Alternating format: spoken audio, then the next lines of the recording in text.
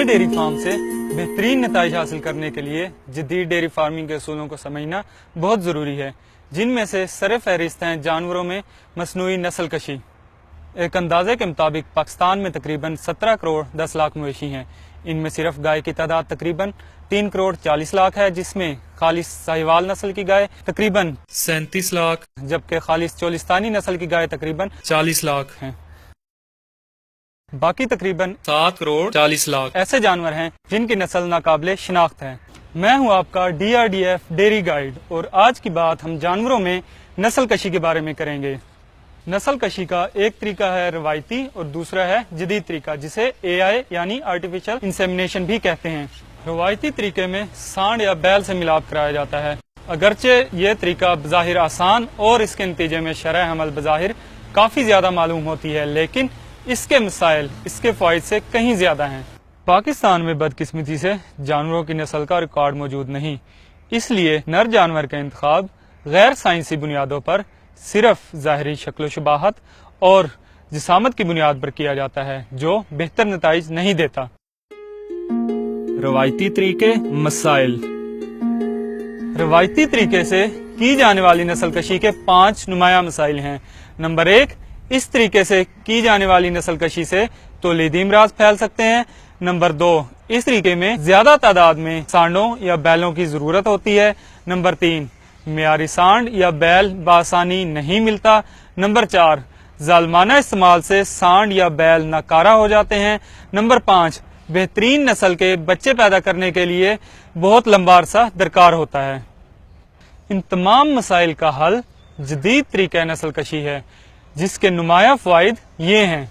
نسل کشی کے جدید طریقہ کار میں پیداواری لحاظ سے اعلیٰ شجرہ نسب کے حامل نر جانوروں کا استعمال کیا جاتا ہے، اور ان کا انتخاب جدید سائنسی بنیادوں پر کیا جاتا ہے، جس سے ان کی نسل صحت مند اور دودھ کی زیادہ پیداوار دینے والی ہوتی ہے۔ ناقابل شناخت نسلوں میں جدید طریقہ مصنوعی نسل کشی سے آپ بہترین پیداواری اور صاف نسل حاصل کر سکتے ہیں۔ اس طریقے سے جنسی بیماریاں دور رہتی ہیں، ریکارڈ رکھنے میں آسانی ہوتی ہے، اور جدید ٹیکنالوجی کے ذریعے ایک سانڈ یا بیل سے حاصل کیے گئے تولیدی مادے سے کثیر تعداد میں مادہ جانوروں کو حاملہ کیا جا سکتا ہے۔ بہترین نتائج کے لیے ضروری اقدامات۔ کیونکہ مصنوعی نسل کشی یعنی آرٹیفیشل انسیمینیشن کا یہ طریقہ کار ہمارے ہاں اتنا رائج نہیں، اس لیے لا علمی کی وجہ سے کچھ ڈیری فارمرز کو ان کے ڈیری فارمز پر صحیح ثمرات نہیں ملتے۔ آئیے ہم آپ کو بتاتے ہیں کہ آپ کن اقدامات سے بہترین نتائج حاصل کر سکتے ہیں۔ نمبر 1، سب سے پہلے AI ٹیکنیشین کا انتخاب سوچ سمجھ کر کریں، اور صرف مستند اور سرٹیفائیڈ AI ٹیکنیشین کو ہی اپنے فارم پر کام کرنے کی اجازت دیں۔ نمبر 2، سب سے اہم چیز جانور کے گرمی میں آنے کا مشاہدہ ہے۔ یہ مشاہدہ تجربے کی بنیاد پر ہوتا ہے۔ ہر ڈیری فارمر کو جانور کے گرمی میں آنے کا خاص دھیان رکھنا چاہیے۔ جب جانور یعنی گائے اور بھینس گرمی میں آتی ہیں تو یہ علامات ظاہر کرتی ہیں: دوسرے جانوروں کے ساتھ جارحانہ رویہ، کم چارہ کھانا، کم دودھ دینا یا ڈوکے ڈالنا، مخصوص آواز میں بار بار بولنا، جبکہ دوران گرمی بھینسوں میں خاموش رہنا بھی پایا جاتا ہے، بار بار پیشاب کرنا، تاریں کرنا، پیشاب کی جگہ کا قدرے سرخی مائل ہونا یا سوجنا، دوسرے جانوروں پر چڑھنا، دوسری گائے یا بھینسیں اوپر چڑھیں تو کھڑے رہنا، دوسرے جانوروں کو سونگھنا اور چاٹنا۔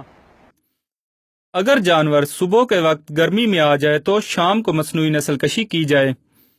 مصنوعی نسل کشی کا درست وقت جانور کی گرمی شروع ہونے سے 12 سے 16 گھنٹے بعد ہوتا ہے، کیونکہ جانور کی گرمی اس وقت عروج پر ہوتی ہے۔ یاد رکھیے، ایک دفعہ گرمی کا ضائع ہو جانا حمل میں کم از کم 21 دن کی تاخیر کر دے گا، جس کا مطلب ہے معاشی نقصان۔ سیمن کا انتخاب۔ سیمن کا انتخاب کرتے وقت یہ اندازہ کر لیں کہ اگلی نسل میں آپ کو کون سی خصوصیات درکار ہیں۔ اگلی نسل میں ہمیں ایسے جانور درکار ہیں جو کہ ماحول کے ساتھ بہتر مطابقت رکھتے ہوں، دودھ کی پیداواری صلاحیت زیادہ ہو، حیوانہ کی بناوٹ کشادہ ہو اور خوبصورت ہو، مضبوط جسم اور بہتر قوت مدافعت کے حامل ہوں۔ کون سا سیمن؟ तब AI टेक्नीशियन और जानवर के गर्मी में आने के मुशाहदा के बाद अगला मरहला सीमन के इंतखाब का है। हमारे यहाँ अच्छी नस्ल और खसूसियात के हामिल पेडिग्री एंड प्रोजेनी टेस्ट शुदा नर जानवरों के सीमन मार्केट में किसी हद तक मौजूद हैं। ये लोकल सीमन के नाम से जाने जाते हैं। लोकल सीमन का इंतखाब करते वक्त इत्मीनान कर लें कि ये माहिरीन या महकमा लाइफ स्टॉक का तजवीज़ करता है। बैरूनी ममालिक से बेहतरीन क्वालिटी का सीमन भी पाकिस्तान में मंगवाया जाता है। ये इम्पोर्टेड सीमन के नाम से जाना जाता है। इसका इंतखाब करते हुए भी ये इत्मीनान कर लें कि ये महकमा लाइफ स्टॉक के मुकर्रर करदा मेयार के मुताबिक है। और हमारी तजवीज़ ये है कि ऐसे जानवर जिनकी नस्ल काबिल शिनाख्त नहीं है, इन्हें इम्पोर्टेड सीमन रखवाएं ताकि दोगली नस्ल के अच्छी पैदावार के हामिल जानवर अगली नस्ल में हासिल हों, जबकि खालिस साहिवाल और चोलिस्तानी नस्ल के जानवरों को उन्हीं की नस्ल के सीमन रखवाएं ताकि इनकी नस्ल बरकरार रह सके, क्योंकि ये नस्लें हमारा कौमी असासा हैं और इनका तहफ़्फ़ुज़ हमारा अव्वलीन फरीज़ा है। जानवर को मसनूई नस्ल कशी करवाने के बाद फार्मर AIT से शीट, ग्लव्स, खाली स्ट्रॉ, बमे रसीद तलब करें ताकि बवक्ते ज़रूरत काम आ सके, क्योंकि स्ट्रॉ के ऊपर नर जानवर की खसूसियात दर्ज होती हैं।